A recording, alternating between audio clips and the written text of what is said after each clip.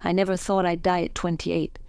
As I lay in the hospital bed, my newborn daughter in the nursery, and my husband clutching my hand, I could feel my life slipping away. The doctors' voices became distant echoes.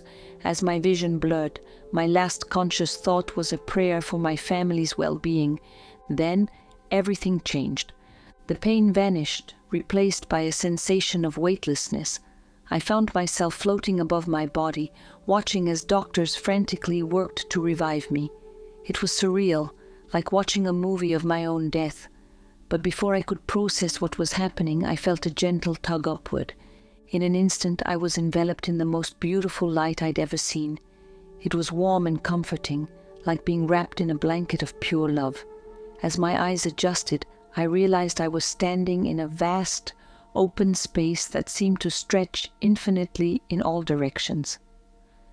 "Welcome, Lisa," a voice said, resonating through my very being.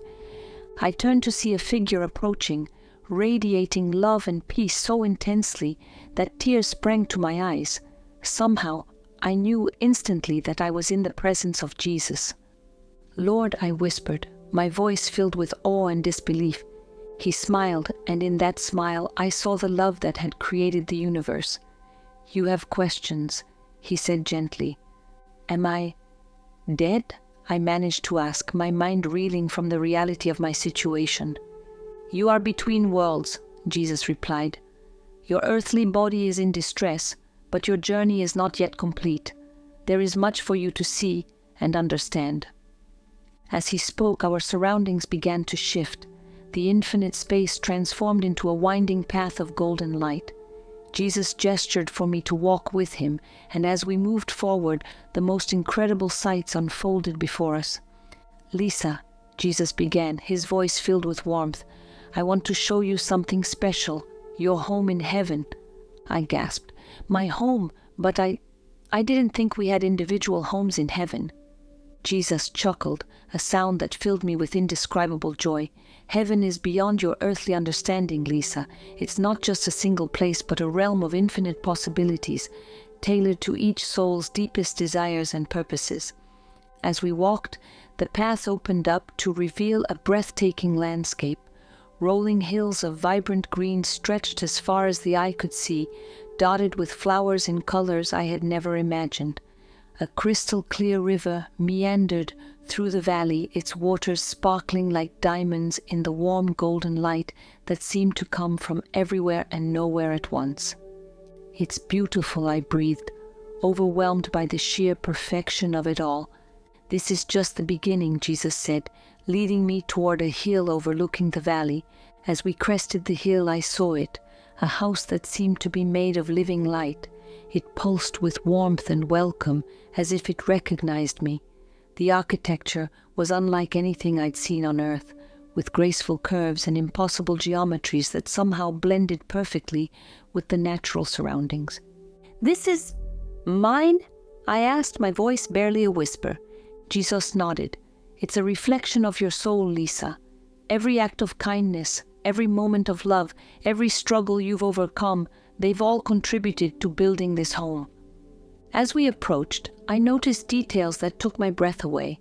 The door was inlaid with scenes from my life, my wedding day, the birth of my daughter, even small moments I had forgotten, like comforting a friend in need or helping a stranger. "You see," Jesus explained, "nothing is lost. Every good deed, every loving thought, they all have eternal significance."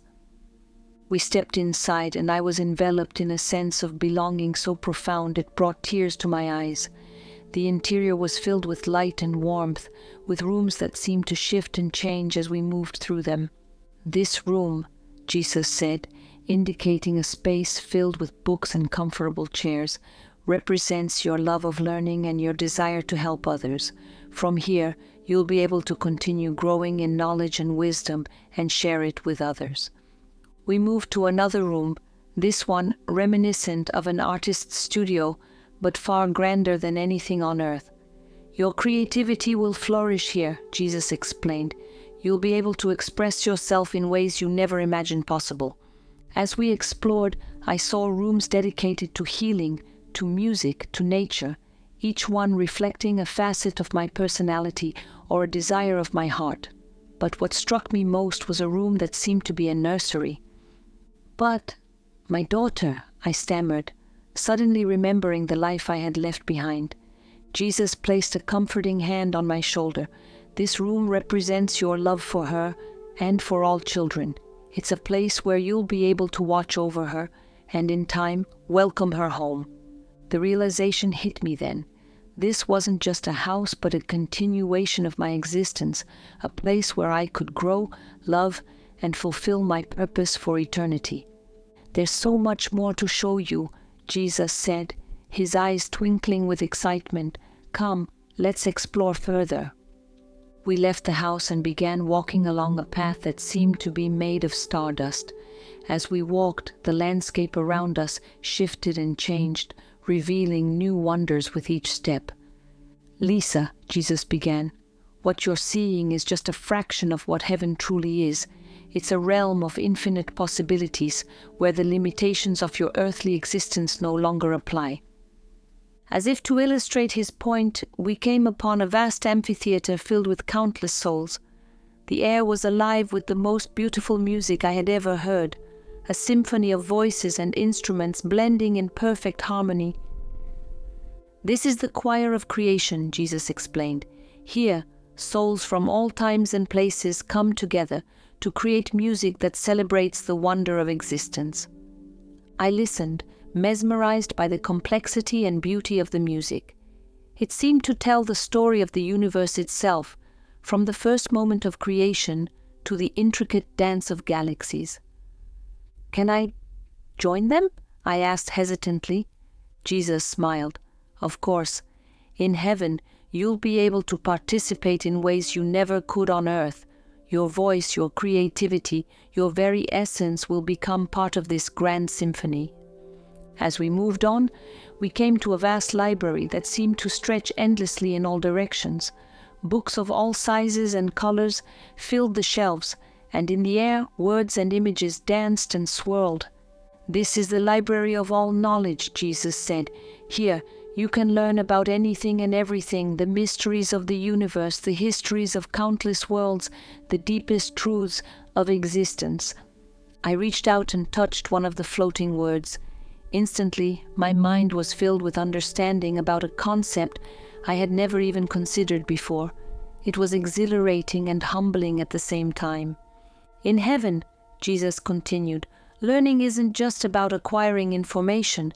It's about growing in wisdom and understanding, about seeing the interconnectedness of all things." We left the library and found ourselves in a garden of indescribable beauty.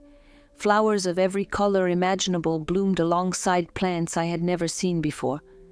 The air was filled with the most delightful fragrances, and everywhere I looked, I saw creatures of all kinds, living in perfect harmony.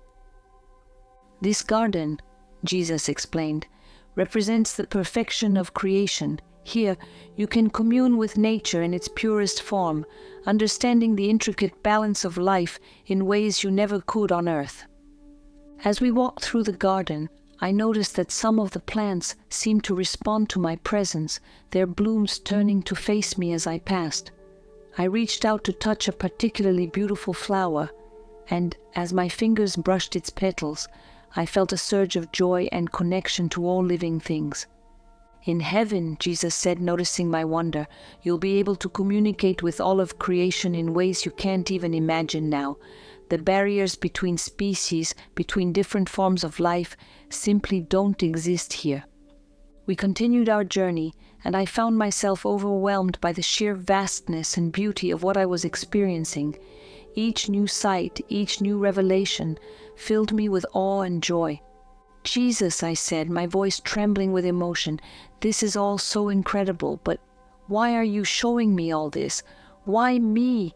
Jesus turned to me, his eyes filled with infinite love and compassion. "Lisa, I'm showing you this because I want you to understand the true nature of eternity. Your life on earth is precious and important, but it's just the beginning of your journey.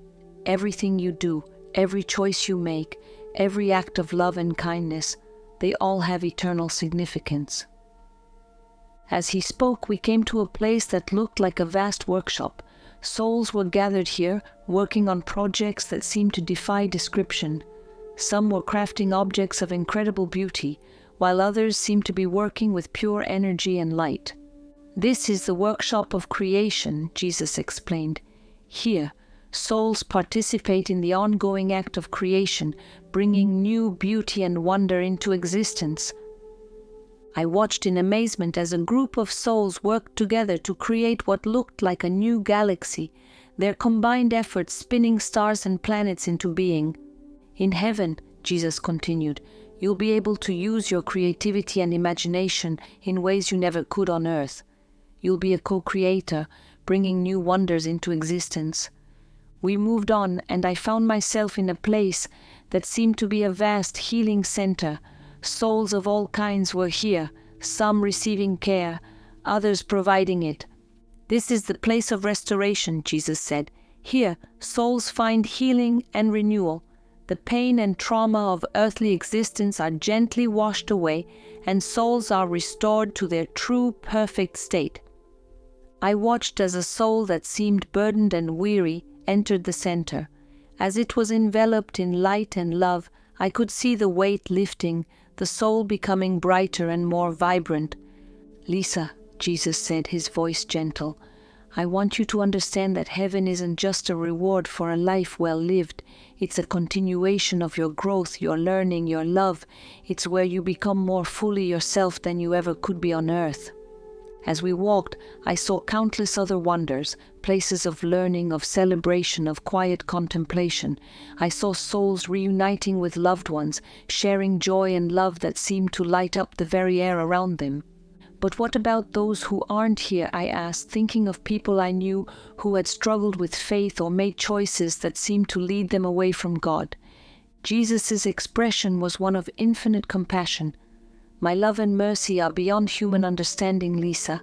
I am always reaching out, always offering chances for redemption and growth. No one is beyond the reach of my love."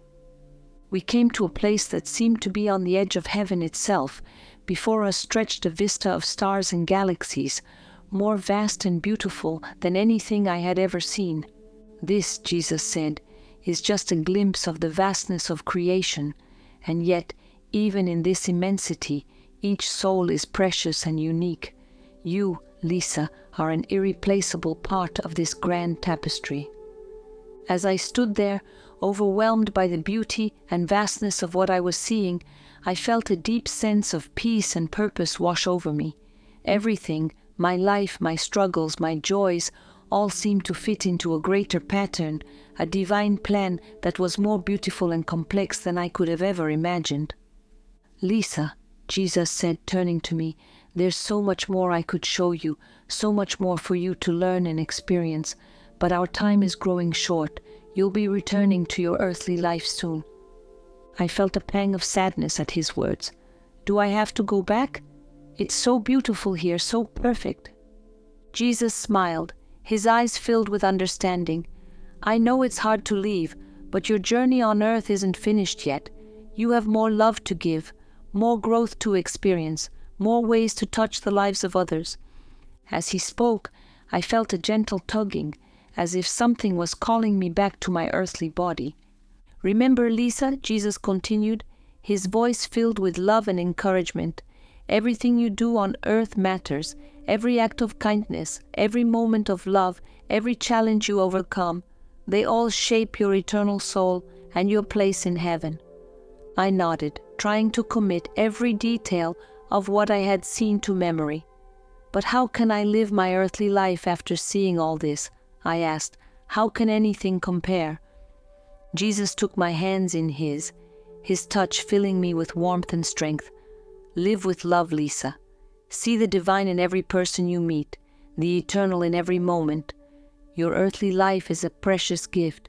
Cherish it, use it well, and know that your true home awaits you." As the tugging grew stronger, Jesus' form began to fade, but his voice remained clear, echoing through my being with a final message. "Remember, Lisa, you are deeply loved.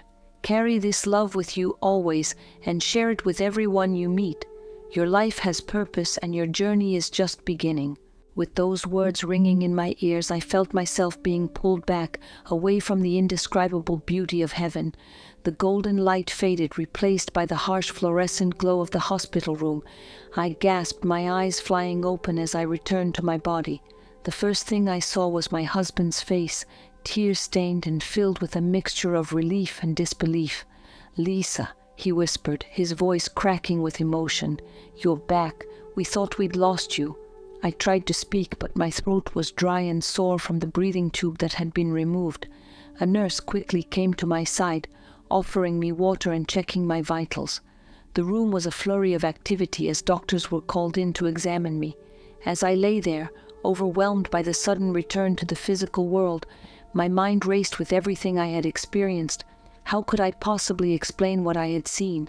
How could I convey the profound love and peace I had felt in the presence of Jesus? Over the next few days as I recovered in the hospital, I struggled to find the words to describe my experience. My husband listened with a mixture of awe and skepticism. As I tried to explain the beauty of heaven, the rooms in my eternal home, the wonders I had witnessed, it wasn't a dream, I insisted, seeing the doubt in his eyes. It was more real than anything I've ever experienced. I was there, I saw it all. The doctors had their own explanations, of course. They talked about oxygen deprivation, hallucinations caused by the trauma my body had undergone. But I knew the truth. What I had experienced went beyond any earthly explanation. As I held my newborn daughter for the first time since my near-death experience, I was struck by a profound sense of purpose. I remembered the nursery in my heavenly home, the promise that I would be able to watch over her. Looking into her tiny face, I felt an overwhelming surge of love and protection. "I have so much to teach you," I whispered to her, tears streaming down my face. "So much to show you about the love that awaits us all." In the weeks and months that followed my return home, I found myself changed in ways I couldn't fully articulate. Colors seemed brighter, music more beautiful. I found myself noticing small acts of kindness and love all around me, seeing echoes of the divine in the everyday world. I also felt a new sense of purpose, a burning desire to share what I had learned. I started keeping a journal, trying to capture every detail of my experience before it faded from memory. I wrote about the indescribable colors, the music that seemed to come from the very fabric of reality, the sense of complete and unconditional love that permeated every aspect of heaven. But more than the physical details, I tried to convey the profound truths I had learned, the knowledge that every life has purpose, that every act of love and kindness reverberates through eternity, the understanding that our earthly lives are precious and important, but also just the beginning of an eternal journey. I found myself reaching out to others in new ways. I volunteered at a local hospice, sitting with those nearing the end of their earthly lives, offering comfort and sharing my story with those who wanted to hear it. Some were skeptical, others found hope in my words, but I felt compelled to share regardless of the reception. My relationships deepened as well.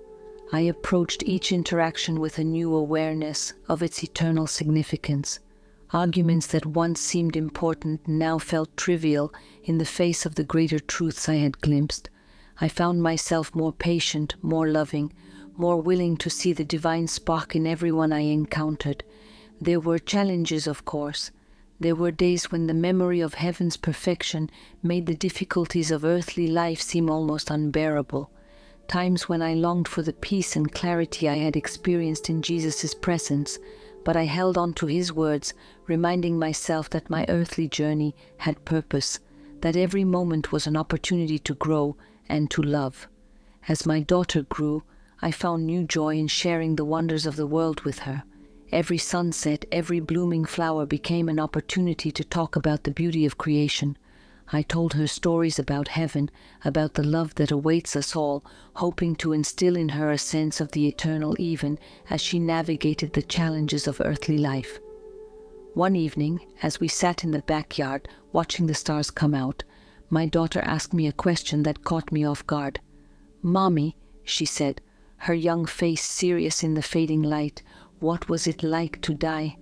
I paused, considering how to answer in a way her 5-year-old mind could understand. It wasn't scary, I finally said. It was like waking up from a dream into something more real than you could ever imagine. She nodded, her eyes wide. Did you see angels? I smiled, remembering the indescribable beings I had glimpsed. I saw beings of light and love, I told her, but the most important thing I saw was Jesus. What did he look like? She asked, leaning in close. I closed my eyes, trying to capture the memory. He was light, I said slowly, but not just light you see with your eyes, light that you feel in your heart. His eyes were filled with more love than you could ever imagine. My daughter was quiet for a moment, processing this. Then she asked, "Do you think I'll see him someday?" I pulled her close, feeling a surge of love and protectiveness. "Yes, sweetheart," I said softly. "Someday, but not for a very long time. First, you have a whole life to live, full of love and learning and growing." As I held her, I silently prayed, thanking God for the gift of this moment, for the opportunity to share these truths with my child. The years passed, and I found that my near-death experience continued to shape my life in profound ways. I became involved in near-death experience support groups, sharing my story and listening to others who had glimpsed the other side.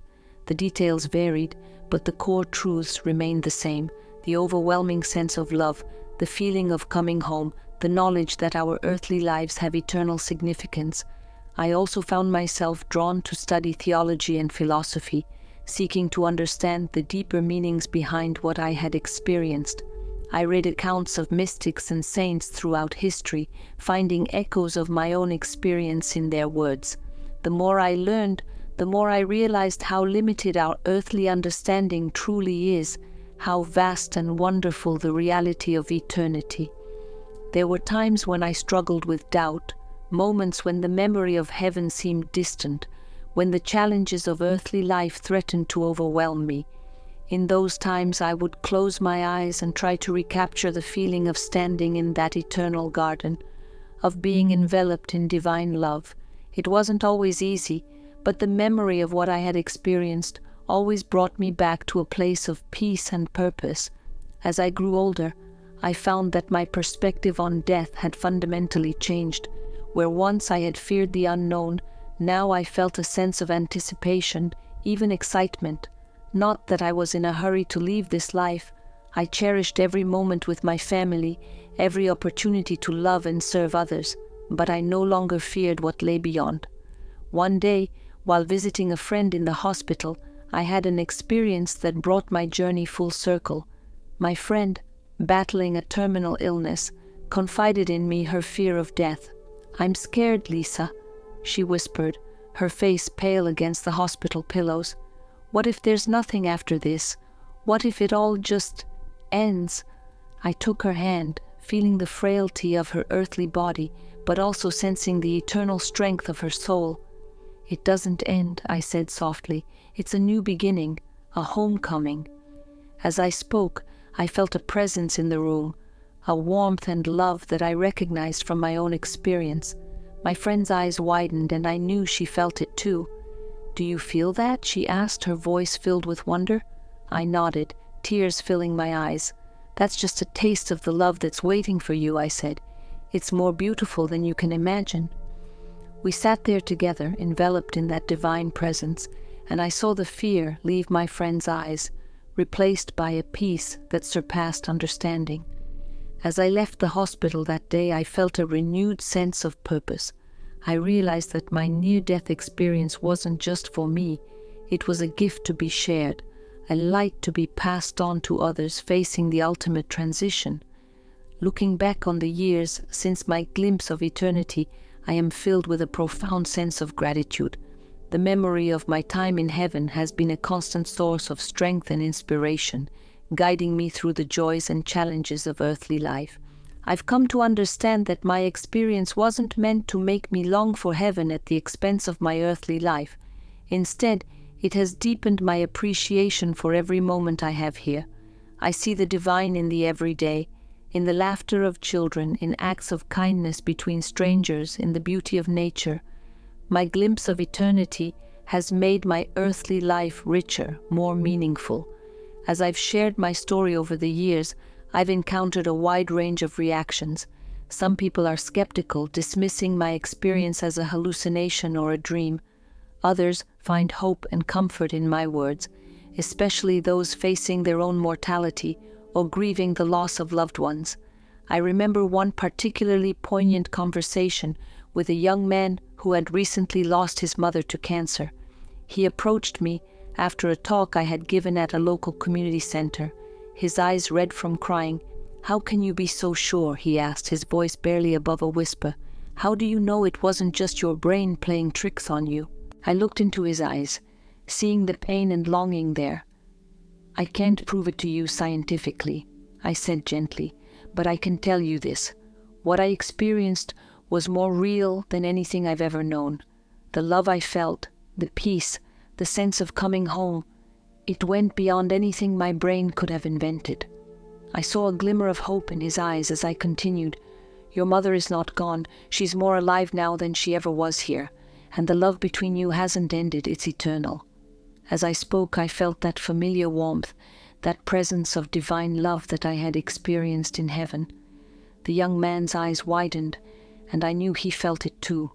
We stood there together, enveloped in that love, and I saw the first hints of healing begin in his grieving heart. Moments like these have reinforced my belief that my experience wasn't just for me. It's a message of hope and love that I've been entrusted to share with others. Over the years, I've also found that my near-death experience has given me a unique perspective on life's challenges. When faced with difficulties, whether health problems, financial struggles, or relationship conflicts, I'm able to step back and see them in the context of eternity. This doesn't mean I don't feel pain or frustration, but it helps me maintain a sense of peace and purpose, even in the midst of trials. I remember a particularly difficult time when my husband lost his job unexpectedly. As we grappled with financial uncertainty and the stress of job hunting, I found myself returning again and again to the memory of my heavenly home. I recalled the room that represented my earthly struggles and how they had contributed to the beauty of my eternal dwelling. One night, as we sat at the kitchen table surrounded by bills and job applications, I shared this thought with my husband. "You know," I said, reaching for his hand, "this struggle we're going through, it's not just a problem to be solved.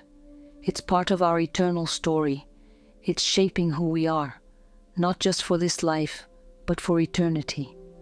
He looked at me, a mix of confusion and hope in his eyes. "How can you be so calm about this?"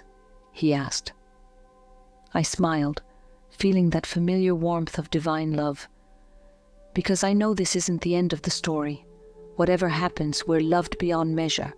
This challenge is an opportunity for growth, for love, for trusting in something greater than ourselves."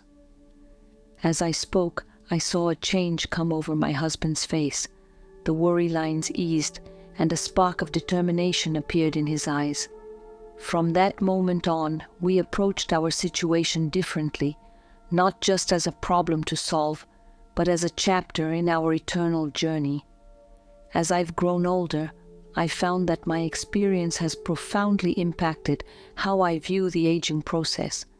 Where many of my peers fear growing older, I see it as a gradual transition, a step closer to my true home.